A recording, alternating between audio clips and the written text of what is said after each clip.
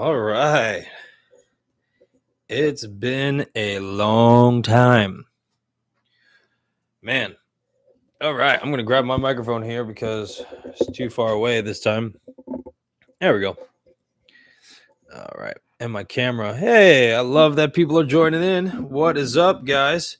I'm just setting up, just trying to make myself look good. Come my little blue screen in the background. Hopefully, we don't get it in there. There we go. Perfect. Aha! Yes. Finally, I am back. This is great. Thank you for your patience. That's right before we jump into this review. Thank you for your patience. Thank you so much for just bearing with my job of traveling. And it's really, really hard to get in any of these videos when I am working 12 hours a day and whatnot. So I appreciate all of you that have stayed with me, to all my lovely subscribers. Yeah, Moon Knight.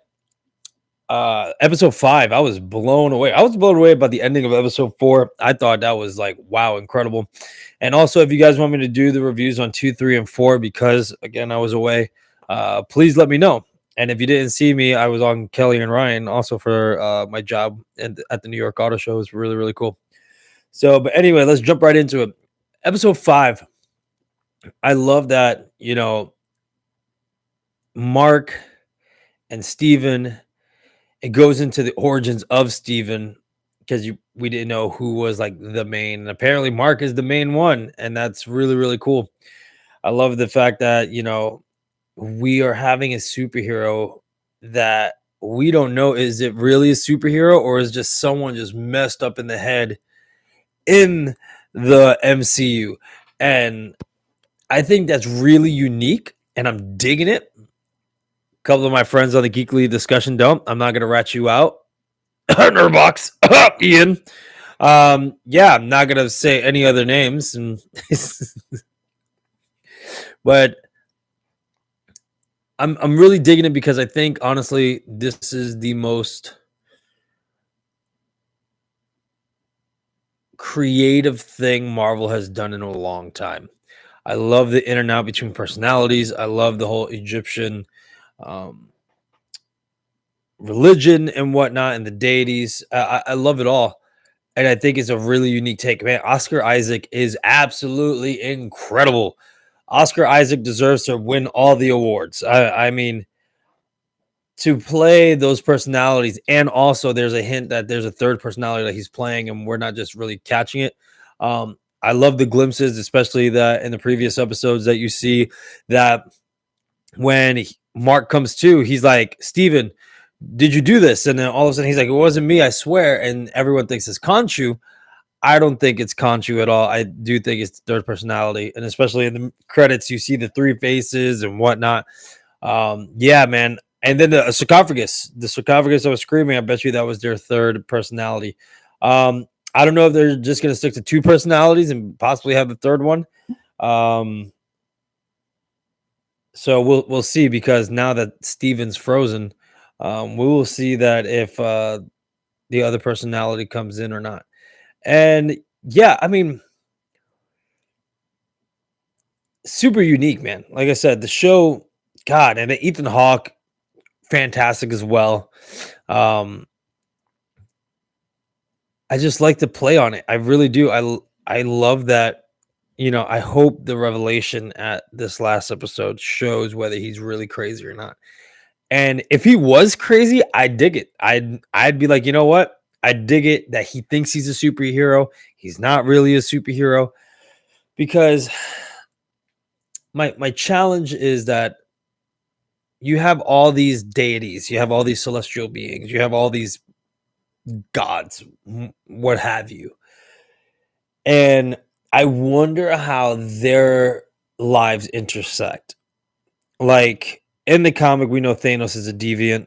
The deviants and Eternals, cool. Apparently, the monster in Shang-Chi is a deviant. I get it. But then you have the actual Celestial in Eternals, and then you have Thor, the God of Thunder, and then then you're gonna have the mighty Thor with Natalie Portman. So I mean, I would really love a story that explains like the intersection and the different levels of the deities, like they do in the comic books. Um, if it's real, if Mark is not just crazy and it's absolutely real, and that asylum is the afterlife, as the hippopotamus god, I forgot the hippo god, I forgot her name. If she is real, and if the asylum is the afterlife for Mark and Steven and them, then that's great. Also, I just would love to see how that intersects with other celestial beings. I would like to see also, I mean, they died. What about everyone else that has died before? Like Iron Man or anybody else. Like, does it go into the what does their afterlife look like? Like, do those deities play a part? I don't know, man. It's a little complicated, just like the comic books. Comic books are complicated too. You got many different timelines, many different universes, etc. So, but I would like to see that. I would like to see it pull all together. Um, but I think that, like I said before, if he is crazy, I would absolutely love it. I mean, how unique, man. We have all these superheroes that go on and on and on, and you got this dude that's crazy that thinks he's a superhero. I mean, I think that would be awesome, awesome way to go. But I think it'd be awesome either which way. I just hope they wrap it up. I hope they finish it strong, because right now, um, I love the mystery beforehand. I love that. That's the thing that I loved about WandaVision. You know, it's that all the secrets, all the clues, and they're not just giving it to you. I love that. I love that you have to figure it out. I mean, I did, again, you guys know I did not like Hawkeye. I stopped after, I think, episode 2 of Hawkeye. I was like, nah, this is crap. It was filmed like crap. The girl that played Kate Bishop, I don't, no disrespect, but I think she's a better voice actress. Stick to Spider Gwen. Just stick to voice acting. I don't think she's a great actor at all. I think it was horribly filmed and written. And then Falcon and Winter Soldier. Oh my god, that show was like pulling teeth, dude. I could not finish that show either. That's like Captain America 1. Like I've said before, Captain America, the first movie, was boring and felt like pulling teeth, just like Falcon and Winter Soldier, the show. So I'm actually digging this show a lot. I love the mystery. I love that, they didn't give you, and I loved all the subtle hints. Like, I had to go back and look at everything of how it played out, like, it was really cool that, it's the same room that they were, I think, in episode 2 or something like that. Like, everything, every callback. And again, I said it, and I know people are hating me for it, but like, I can forgive bad CGI for a good compelling story, and with the scarab that Steven had, and all those people are dead. We still don't know if Mark did it or the other alter ego did it. So that's what I'm saying, man. It's a really good compelling story. However, if it does end up being real and he is a superhero in the MCU now, which I totally agree with Ian now. Now we have to see how does that cross in to the MCU. I was just speaking about the deities and stuff like that, but also Moon Knight. Like, how does he cross into the MCU now? And I know Moon Knight is set after Hawkeye. However, again, how is he going to tie in? And is he going to be a part of like the new Avengers, stuff like that? Like, I have a lot of questions still. And I'm hoping Disney doesn't Disney it. I really do, because they dropped the ball for Loki. They dropped the ball, because I really enjoyed Loki until it started getting to the end, and I was just like, yeah, damn it, because honestly, I really wanted it to turn out a little differently. However, I think honestly, Moon Knight, if it ties in some way into the MCU, that in that way, bringing all the deities from the Egyptian gods, like I said, if it ties in with the other celestials, et cetera, I think it'd be really unique. I would love to see what happens. Also this whole thing, I'm going to touch a little bit upon Doctor Strange and the Multiverse of Madness. I think the trailers are giving too much away, and I wonder how that's going to tie in too, because now you see Professor X. His hand is on the yellow wheelchair that's in the comics, and also that's in X-Men the cartoon. So I'm tired of all this stuff getting ruined. However, I want to see how that ties in. Like, is the X-Men now, like, how are they going to end up in the MCU? Like, again, I understand that Professor X is part of the Illuminati. However, how are they going to just bring it in? Are they going to do the same thing that they kind of did with Avengers Endgame when they went back into the past and a different perspective? Are they going to show the X-Men fighting, Thanos's army and all that jazz? In a different part of New York or a different, parts of the world or whatever. So I would really love to see that, all this tying together. I honestly feel, and again, I've said it and I said it before and I'll say it again. I honestly think superhero movies are on their way out. Um, and then a new genre is going to take over. And I think the only way superhero movies are still going to get its oomph, they're still going to get its satisfaction, is I think we need to move away from building this grandiose universe and we have to go to single movies. If you make a single movie, a standalone film, I think that'd be great. Or a trilogy like Christopher Nolan's that is its own universe. I think that is going to be the success formula for the future for superhero films. And yeah, I think either video game movies, I think either a different genre, like I said, either the drama genre will come back strong or something else. We'll see. We'll see what happens. I mean, this whole film stuff goes into cycles and whatnot, and I'm excited. Like I said, I know I went on a little bit tangent, but I just hope all of this ties together.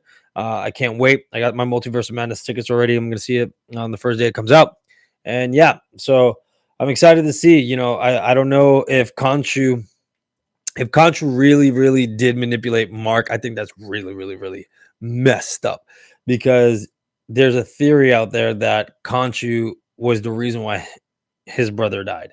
And if that's the case, woo wee, like I would be so mad. I'd be so mad that I would kill Conchu myself. I don't care if I lose my powers. But yeah, so we'll see. And like I said before, and if it ends up being real, like if this whole thing ends up being real and Mark is not just insane, is Ethan Hawke's character, is he really the bad guy? And that is a really good question. I get why he's doing it. It's how do you say it? It's a noble cause. However, I don't think the ends justify the means. I don't think that Minority Report. I don't think being the Minority Report of the MCU, I don't think is justifiable. I have to side with Conchu on that one. And I know in the comics is a little different. Again, I didn't read the comics. I had to look up different things, of how Amit is not the deity, but the creature or the right hand person of the deity, because I think it's like a big crocodile in the comics. But yeah, so again, I'm digging it, man. I'm digging it. I like it. I think it's better than what we had previously before. I think it's very unique. And like I said, I think Oscar Isaac definitely deserves all the awards. And I definitely liked episode 5 a lot. I liked the story of how it went, how he has to go into his psyche, how he has to basically mend all the fragments of his mind together. I think that's really great. I think the metaphor of Steven getting frozen is Mark becoming one with himself. It's almost like when what's his breath? Why can I think of it? And My Hero Academia. I forgot his name. I'm such a bad weeb right now. I'm dying. What's his name? Do with the hand. God, it's gonna come back to me. Watch when I'm like not live streaming. But basically the main villain, not One for All, but I mean not One for All, excuse me, All for One. Not All for One, but what's his name? Anyway, it'll come back. So, but anyway, the episode that he was fighting Destro, when he was fighting Destro and his memories came back. And then Shigaraki. There we go. I knew it was gonna come back to me.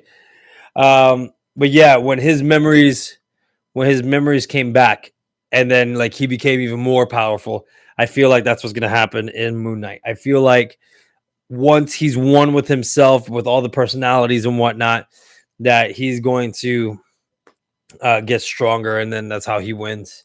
I mean, or he can just be like twice, and get over his BS and still, have the personalities. We'll see. All right.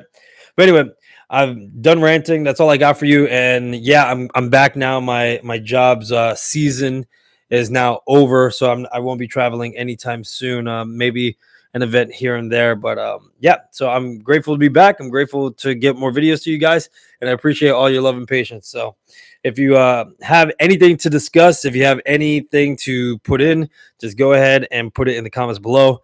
And yeah, right now, I think the next goal is to rewatch The Batman. I have a bunch of feelings, mixed emotions about that movie. Um, yeah, I'm not going to spoil anything of that video here, but yeah, I got a lot of mixed emotions. I have to watch it for a second time and then let you guys know what I think. And I know you guys were waiting for Morbius. Unfortunately, when I saw Morbius, then I flew out and I didn't get it to you guys. So even though it's old news, I'll still get you guys that Morbius review because I promised. So, all right. Anyway, don't forget to like and subscribe. Don't forget about the 1K giveaway. I've not given away $1,000. 1K is in when I hit 1K, one person will win a prize. I'm thinking about doing the $100, just like my buddies over there at Nerdbox. So you guys can win $100 to anything that you want. You can get a Visa gift card to spend on anything you want, or Amazon, any gift card of your choice. So yep. So again, like and subscribe. Tell all your friends. Love you. Talk to you later. Peace.